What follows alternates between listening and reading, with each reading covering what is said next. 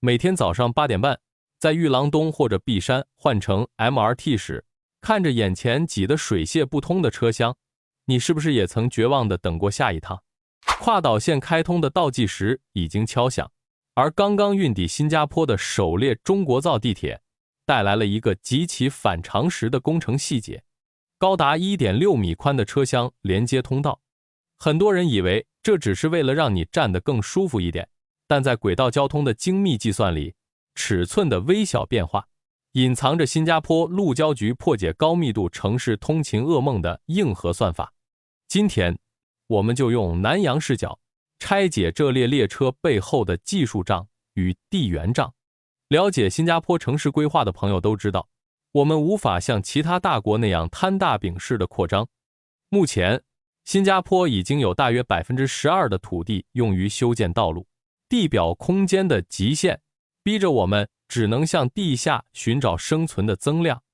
预计在2030年分阶段开通的跨岛线，全长约50公里，横贯东西，是新加坡历史上规模最大、施工难度最高的地下大动脉。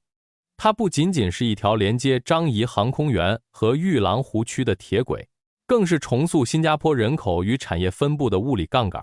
未来，这条线路将直接服务超过10万户家庭，从东部的巴西立到西部的工业区，通勤时间预计能大幅缩短30到40分钟。这40分钟意味着什么？意味着庞大生产力的释放，以及祖屋居民生活质量的直线上升。正是因为承载了如此沉重的社会期望，路交局在基建的可靠性上容不得半点闪失。为了支撑起这条超级动脉，新加坡一口气采购了44列全自动无人驾驶列车。这不仅是工程量的堆砌，更是对系统稳定性的巨大考验。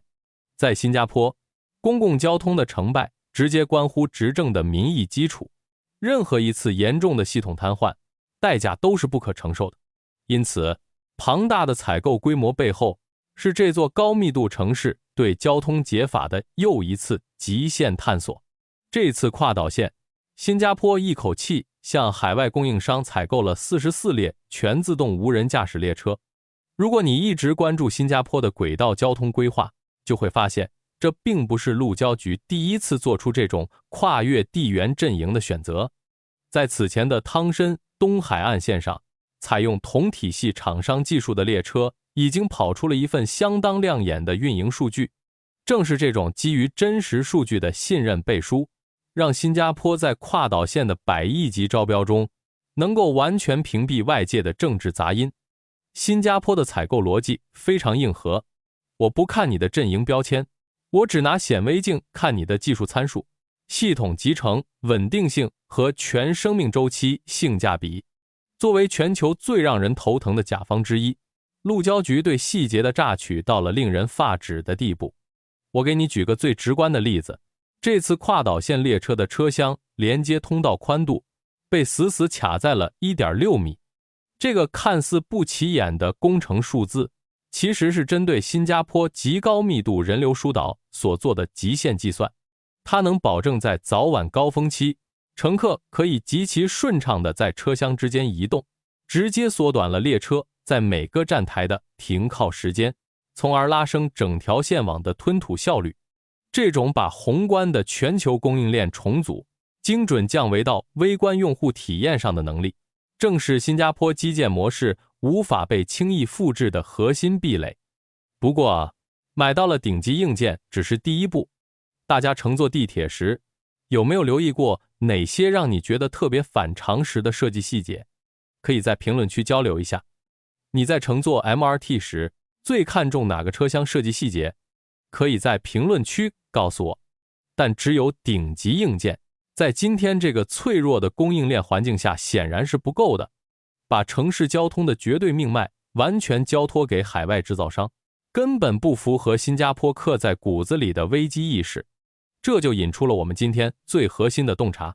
新加坡敢于在全球范围内大举采购的底气，到底从何而来？答案就藏在这列跨岛线新车即将前往的终点刚刚全面启用的新加坡铁路测试中心，也就是 SRTC。在 SRTC 建成之前，新加坡的新列车要在现有线路上做测试，只能抠抠搜搜的利用凌晨收车后的那几个小时。但现在 SRTC 彻底颠覆了这个被动局面。你可以把这个占地广阔的测试中心理解为新加坡驾驭全球供应链的去风险底牌。任何海外制造的列车，不管你在原产国的测试数据多漂亮，到了新加坡都必须在 SRTC 的主场里经历最严苛的本地化系统整合与极限压力测试。从全自动驾驶系统与本地信号网的无缝兼容，到热带极端暴雨天气下的运营冗余，新加坡通过建立这套绝对自主的测试闭环，把质量一票否决权死死握在了自己手里。我敞开大门，欢迎全球最顶尖的供应商，但我必须用我的主场规则来验收。这种极其清醒的制衡手段，才是新加坡在面对大国科技博弈时能够保持战略定力的真正密码。它不仅锁死了跨岛线未来的安全底线，更向全世界展示了一种教科书级别的技术主权掌控力。如果我们把视线从 1.6 米的通道和 SRTC 的测试轨拉远，放到当前的全球地缘博弈棋盘上，你会发现新加坡的基建采购模式展现出了一种极其冷峻的战略定力。在当前这个动辄把科技和基建泛安全化、搞阵营对抗的时代，很多国家在选择关键基础设施供应商时，意识形态的考量甚至压倒了技术本身。但你看看跨岛线的合作名单，简直就是一个高度浓缩的基建联合国。列车的车体和硬件是中国制造的，信号和控制系统大概率会有欧洲巨头的深度参与，而沿线的复杂土木工程则遍布了日本、韩国以及新加坡本地企业的标段。这就是新加坡刻在骨子里的南洋实用主义，不站队，不唯意识形态，只看技术性能、交付能力和绝对性价比。早在汤申、东海岸线的建设中，这种由中国列车叠加全球顶尖子系统的集成方案就已经经受住了日常运营的考验。跨岛线对中国中车的大规模复购，完全是基于海量真实运营数据做出的理性决策，是对中新两国在高端基建领域互信的肯定。更深层次的看，当大国之间在半导体、AI 和高端制造领域不断筑起高墙时，新加坡却在向世界证明，开放与整合才是技术利益最大化的唯一解。通过在全球范围内维持供应商的多元化，新加坡不仅巧妙对冲了单一依赖带来的地缘政治不可控风险，还牢牢掌握了作为超级买家的绝对议价权。我不依赖任何单一阵营，所以没有任何人可以在技术和价格上对我进行要挟。在这个充满不确定性和供应链断裂危机的世界里，用透明的技术标准去消解政治偏见，用多元制衡去换取国家基建的绝对安全，这是新加坡作为一个小国在夹缝中求生存的独有智慧。从 1.6 米宽的通道设计，到 SRTC 严苛的本地化测试闭环，再到从容游走于大国博弈之间的采购哲学，跨岛线的首列车就像是一个微缩的时代切片，